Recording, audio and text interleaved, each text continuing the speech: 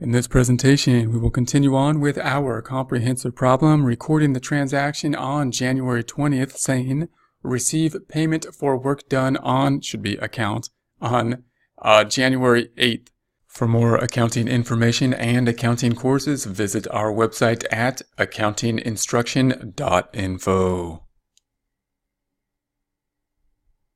So, in this case, what happened on January 8th?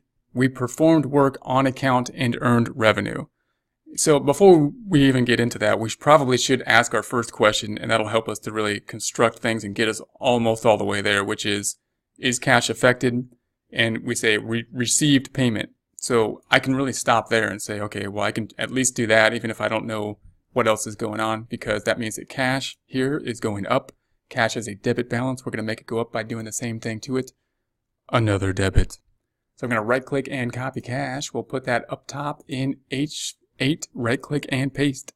1, 2, 3. Values only. And then we're going to put the amount, which is 4,000. We will credit something for 4,000. I'm going to do that with a negative of this number. Nice little formula to do that. You could type in negative 4,000, but I prefer and recommend formulae. So then we're going to go down here. We've got 120. Now we've done all that, and all we had was receive payment, and I could pretty much do all that. And now we just need to know what account this will be. So for that, we need to go through our little story over here. So we're going to say that we received payment for work done on January 8th. So whenever we get paid, our question really is, when did we do the work? Did we do the work in the past? Did we do the work now? Or are we going to do the work in the future? In this case, we did the work in the past. It says we did the work up here. So on January 8th, we performed work on account and earned revenue. What happened then? Well, we probably debited not cash, but an IOU account, accounts receivable. And then we credited revenue because that's when we did the work. So now we got the cash. We're not going to credit revenue because it's already there. We credited when we got it, when we earned it. And now we got paid, and we're gonna credit the IOU account. This account, accounts receivable, represents customers owing us money. They have now paid us that money. It needs to go down. This is debit balance. We're gonna make it go down, doing the opposite thing to it, a credit. So we're just gonna copy that accounts receivable, right click and copy. We'll put that here in cell H9 by right clicking and paste values only 1, 2, 3. Then we're going to go up top to the Home tab, the Alignment group and Indent, probably already done for you here, but I'll just show you where that is at. Useful thing to know. We have journalized the journal entry. Now we're going to go through the process of posting it to the general ledger. You could do that by making things really small, just to point that out. You could do that by scrolling, which are both very fine ways to do it. Any way to do it that works is good. I'm going to do it by freezing the panes, so I'm going to scroll up top. I'm going to go to the right just a bit to eliminate column A so that G is flush with the side. Then go to cell K1, View tab up top, to the Windows group, to the Freeze Panes, to the Freeze Panes. Then we have frozen panes. If we go to the right, we can see that the columns G through J are frozen, which is great.